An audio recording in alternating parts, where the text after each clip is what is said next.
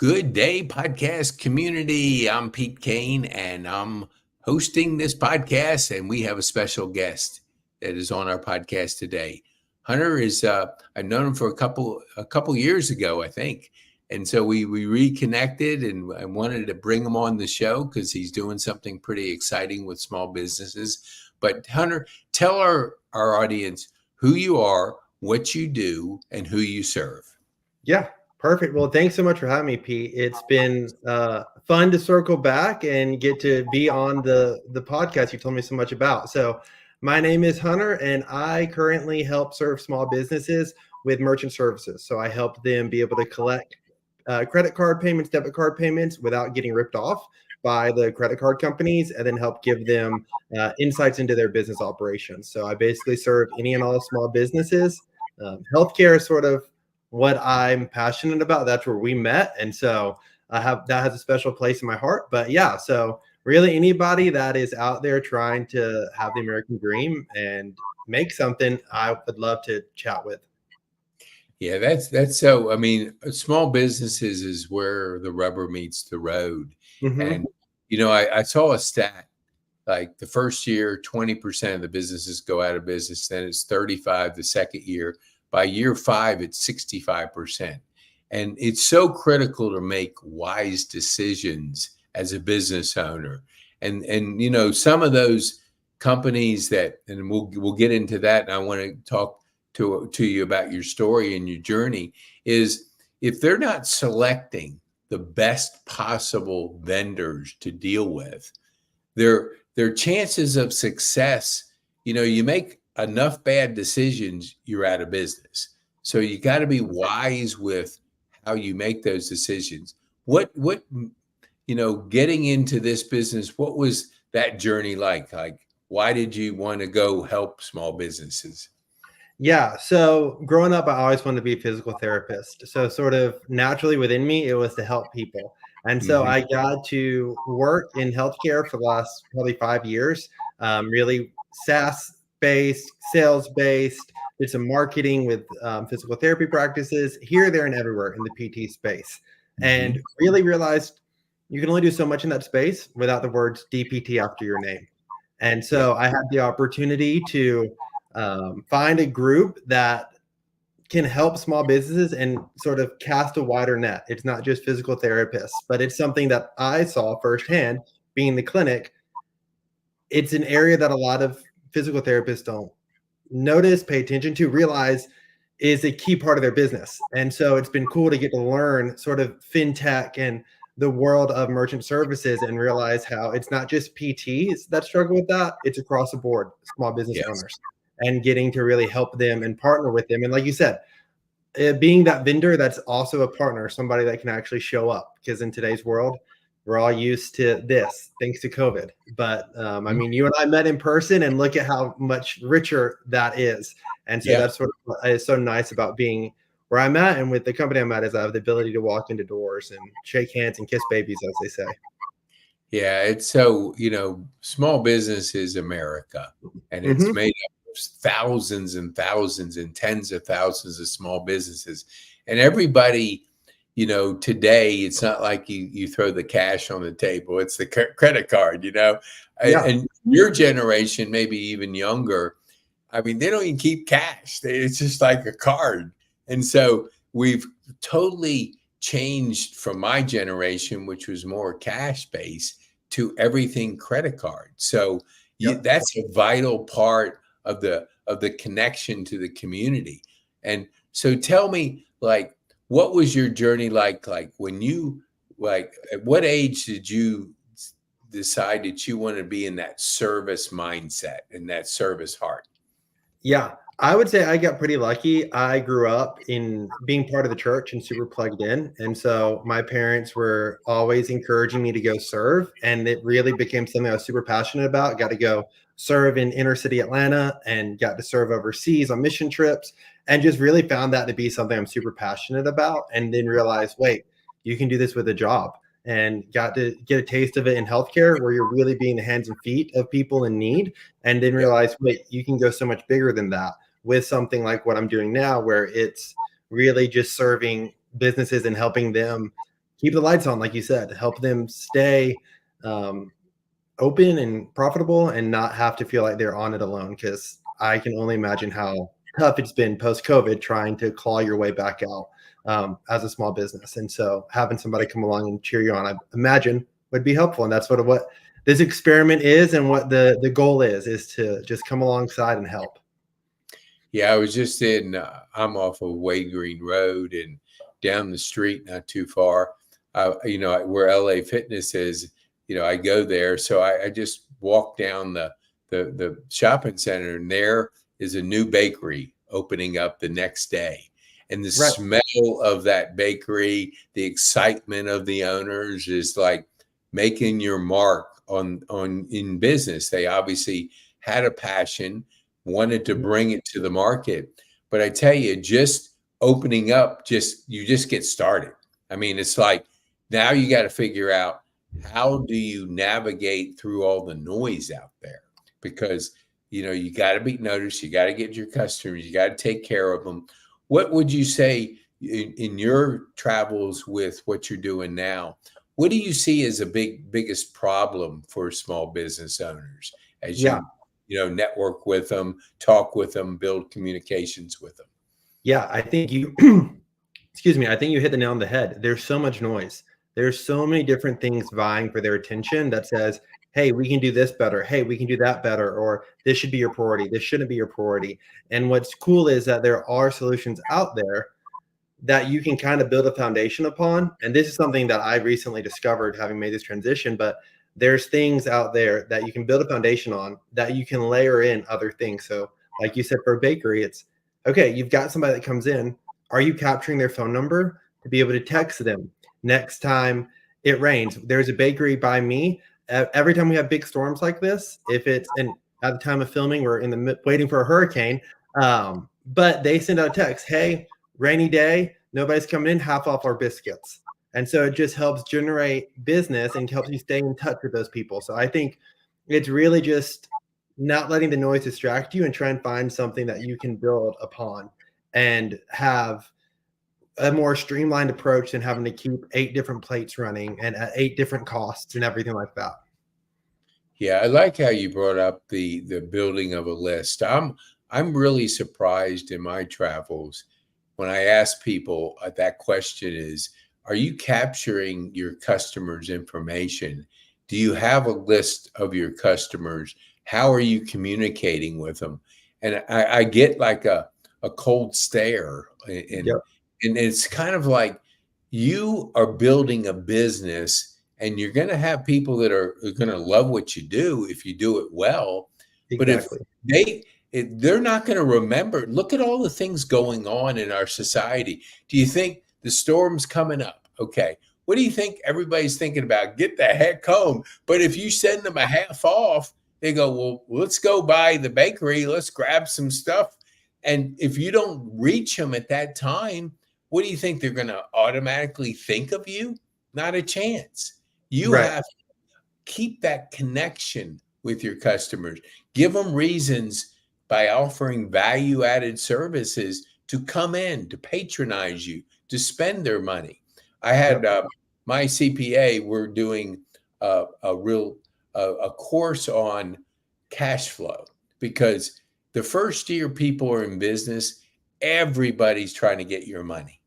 And you have Mhm. to guard your money like you would guard anything precious, because cash flow is everything. You can't be out there spending money like there's no tomorrow, because that first year you got to figure out things. You got to see what Mhm. works, and you can do it low cost. I mean, I'm amazed at the businesses. They're sponsoring this. They have a beautiful website. Website doesn't make you any money. You can't go to Publix and say, I got a beautiful website. Can I get my groceries for free this week? They'd laugh you out of the place. You got to make sure when you're spending money, it's giving you a return. And I love that you're building that list for customers and teaching them those sound foundation. What would you say beyond the list? What are you seeing in your travels with small businesses? Where can you help our audience with it, to either be aware of, or to avoid, or to to use in their business? Yeah, I think something that I learned recently that shook me kind of was um, that free isn't always good. So there's a lot of other folks out there that are offering free services to small business owners, and it seems very nice and it seems very appealing. And I feel guilty of that when I try to start my own business. I said, "Oh, this is so much cheaper. This is so good. Like, surely there's nothing wrong." They have no support. They have to pay every time they call in to ask for help. And just the cannibalization of small businesses really just was shocking with brands and with things that you thought, surely this is trustworthy, surely this is good. I've heard a lot about them. And then you look into it and you're like, wow, I I'm just a number to these people. They made it seem like I'm so much more. And so that was one thing that really just, wow, like, free, this is good. You're trying to help me. And then when rubber met the road, it said, no, I am just you don't care about me. So that was really surprising. Yeah, I'm glad you brought it up, and I wanted to just share with our viewers too that free concept. Do you think a software company can build their business on free? Not a chance. You have to look at something. If you're going to try something for free, look at what the investment is beyond that, because your time is valuable for one. Hmm. Two is, if it's free, how do you think they're going to support you? Because if you're not giving them some money, then you can't expect a level of service. But I'm surprised. I'm glad you brought that. I'm surprised how many people gravitate to free without considering their time and what the Hmm. real end game is for that free. And I Yeah. think as a business owner, you better be aware that if it's something worth your time, worth your investment in, it's going to cost you something, but you Yep. have to look at those things. You can't just be sucked in by the word free. And everybody knows it in marketing. Free gets people's attention, but you got Yep. to dig a little bit deeper. Thanks for bringing that up. That is so important for our viewers to really put free in the right category. What would Yep. you say that, like, what else? And we usually don't get into, the the the features or the what's behind a company, but I want to just ask you a couple questions. Yeah. When you are dealing with somebody like just starting out versus 5 years down the road, what type of mindset are you? What's the difference in how you deal with that type of person? Because somebody new versus somebody established. Yeah. I think new businesses, there's a certain amount of trust that they have that isn't necessarily earned, but they're looking to give it. Like, they're Mhm. just looking for help and advisors, versus more established businesses have probably been burned, are probably a little bit more jaded. So you're really having to handle a little bit more white glove. You're really having to separate yourself from whatever wrongs have been dealt to them. And again, it just shows how the industry is for small business owners, that they even have to have that feeling of like, "Ugh, I can't, I have a bad taste in my mouth for X, Y, and Z." Totally fair that they do, but it's just it's hard um, for them to trust again, and for them to believe that there's actually people out there that want to help them grow and Mhm. see them be successful, when most of our world isn't like that. Do you, that's good. Do you, like, we're seeing all this stuff about crypto and the Bitcoin and all. What's your thoughts on that? Do you see it eventually being mainstream, or are we too far off? Or give our viewers an idea what you have, just from your vantage point. I know, including myself, we don't understand how it all comes together, but we do understand it's gaining some traction in some countries and different parts. Where do you see the merchant? And before you answer that, I heard of one person that there was a pizza and they did it on Bitcoin, and the Bitcoin, of course, went up, and that value. I mean, what the because it changes. It was like that pizza, if you did the same thing, was like, I don't know, $100,000 in value because the rise of the currency. What's your thoughts on Bitcoin or cryptocurrency?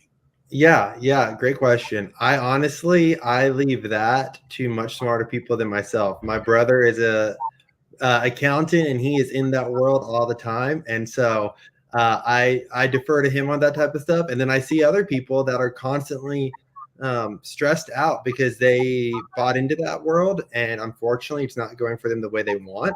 So for Yeah. me, I haven't really looked much into it. Especially, I'm a big Elon Musk fan, and sort of seeing how easy it was for him to manipulate it all with Dogecoin and everything.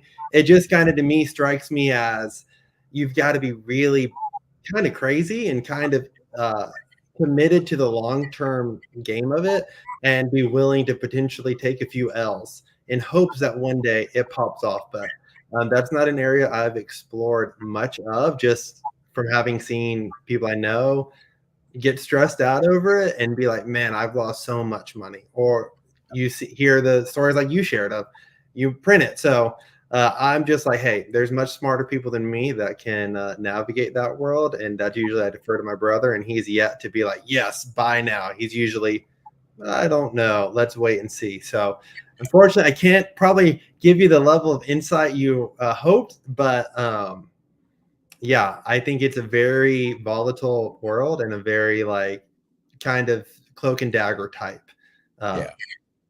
I area. kind of, you know, I agree with you. I don't understand. I even ordered. I have Audible, and I wanted to try to understand. I got this book. You know, it was on this expert. I didn't get through 1 hour of it. I couldn't understand what the heck. You know, I was thinking, let me try to understand. Not that I was gonna. I think of it as day trading. I have a guest on next week, and I met him. He was at my church, and so he had a Georgia shirt on. So we started talking about the game coming up with Alabama, and it led to just different things. And so he's, I think, if I'm remembering correctly, about 5 years into day trading.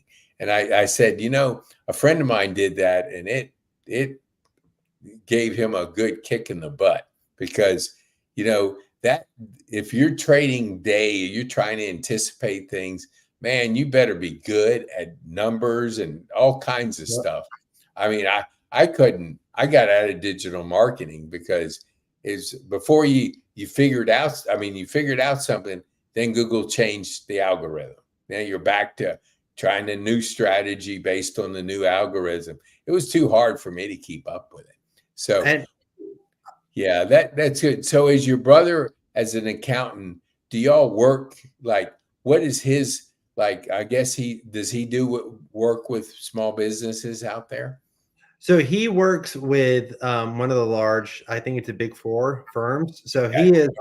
he's fully into the world of sort of the accounting at a very high level. So he's more with the big four. He doesn't really get involved, and I don't really understand. Maybe he does, but he Yeah. starts explaining it to me, and my eyes glaze over because there's a lot of numbers and a lot of big numbers and a lot of things that I say, thank goodness you have your master's in this and you can help me when I have questions. Um, but Yeah, we all have, you know, different talents, and I am amazed at the numbers people. That's not my forte at all, no. and so I get it. Well, so when you're not like out there helping small businesses, what do you like to do for fun? What activities are you very interested in? I am currently in the best time of the year for me. I am a huge college football fan. So Ooh, I've got season tickets for both Georgia and Auburn. And so I know a crazy person to have season tickets for both, but I went to one Iron Bowl in Auburn. I said, this is incredible. And I went to one Georgia Auburn game in Auburn. I said, oh my goodness, how do I get this every other year? And so I yeah, bought season tickets. And so, like you said, big game this weekend. You got Georgia, Alabama, yep. and terrified of what could happen there. We should win, but it's Alabama. And then when it's not college football, I love hanging out with my friends and family. I've got a Jeep, which always results in me tinkering with it and trying new things or going off roading. So yeah, those are the two big things. Yeah, those are two different teams. I have connections to both of them. My daughter went there for a year, and then my youngest daughter married a family from, that had deep roots, and their parents went there and he went there. So I hear a little bit of the Auburn Tigers story. And then my other daughter graduated from Georgia. So I went up there. I remember for the first time, because I had heard all about the tailgating, heard about just the culture. But, hearing about it and experiencing it are two different things. When I went up the first time, I was like, oh my gosh. Because my family doctor they've had generations up there, and he would, in the tennis team, he blocks off all the Georgia games is up there and all that. But to see and feel that excitement is just crazy. How connection. I agree with you on college football.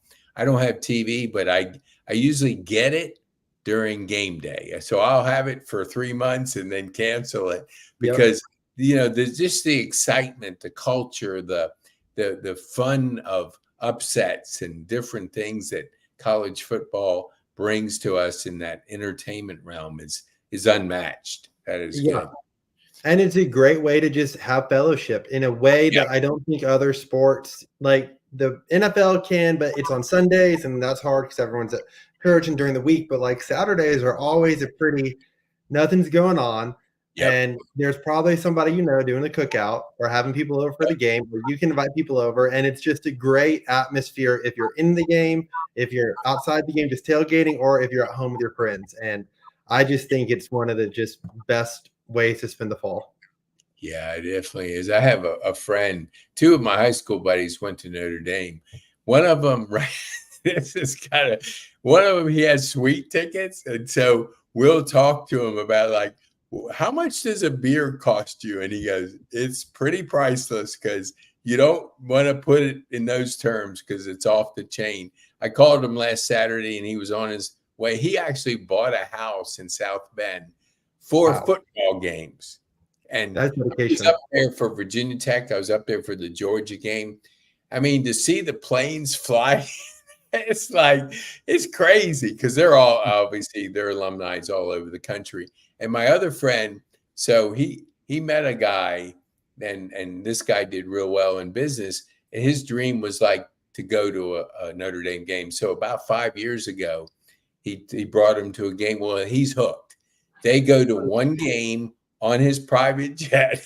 And this is the weekend, Louisville, where it picks him up. Now, this is a world I am not familiar with. Picks him up. They go up there. They stay one night in a bed and breakfast, and they're back the next day.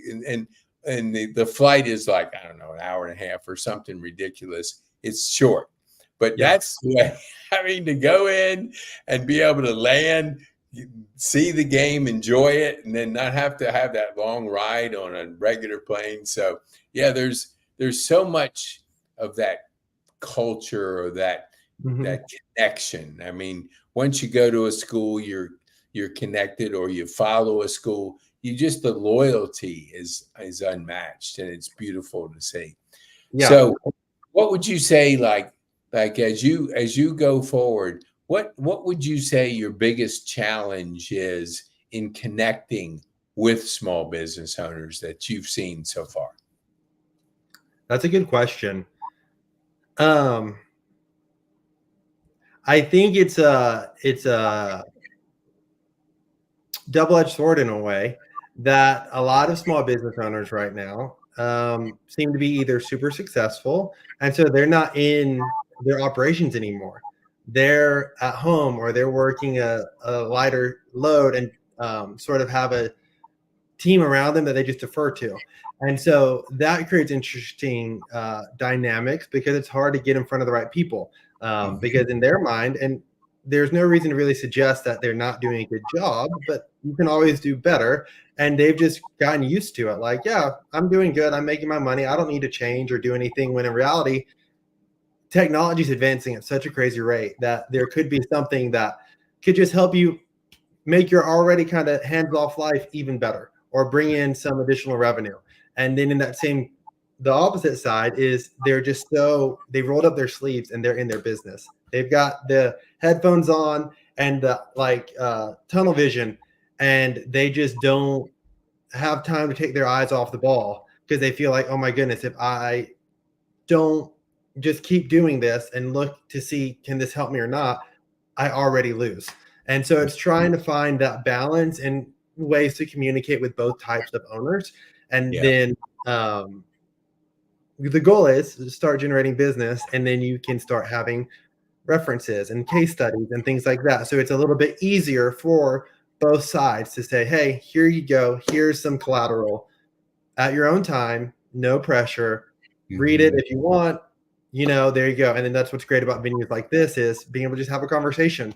that the internet lives forever. And so if somebody wants to find it that badly enough and with your network, I mean, it's a great tool of just there's opportunities out there. And I think platforms like this make it super easy Yeah. for people to realize that. So thank you for putting on the platform and creating Yeah. this for people.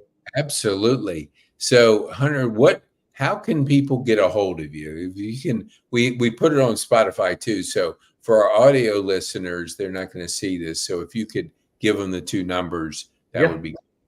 Yeah. So my work phone, which is also a cell phone, so I can do text, calls, all of that. It's going to be 470-810-2347.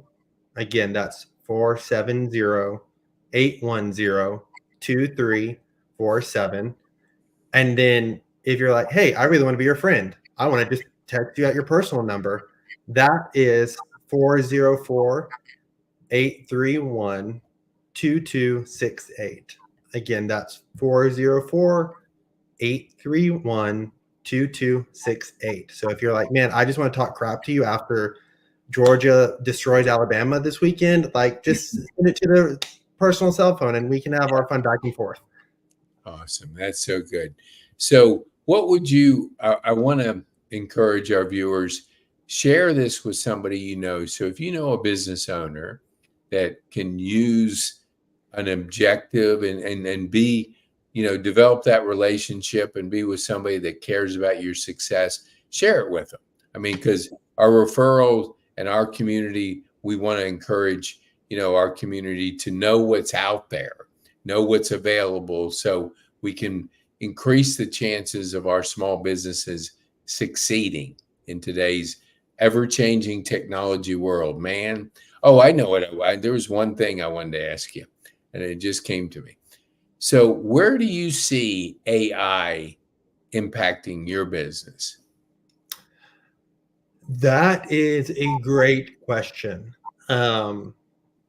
I think AI in terms of follow-up with people could be huge. So, we're in the merchant services, we're in the collection of payments.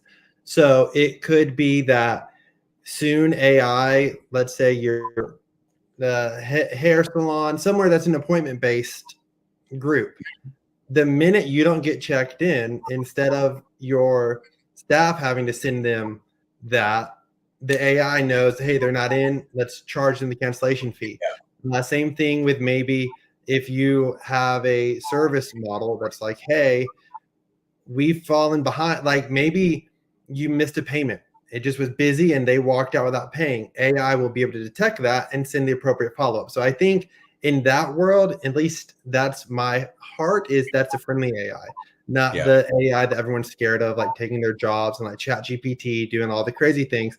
I hope that'll be more of, hey, it's just going to help do follow-ups, help ensure you're getting payments, and then even maybe offer people, hey, you missed a payment, automatically reach out to them and offer a payment plan or defer, like little things like that. So that's sort of where I hope AI goes. But it seems like every day chat GPT is getting smarter and able now to pass medical exams and everything else. So who really knows?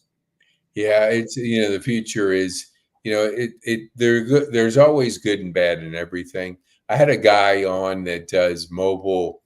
They do mobile primary care, and Okay. so how he just had a presentation to him where this AI software would be put in the homes of people, older people, and it would help with the movement. So let's just say we're creatures of habit. We move consistently each Yeah. day.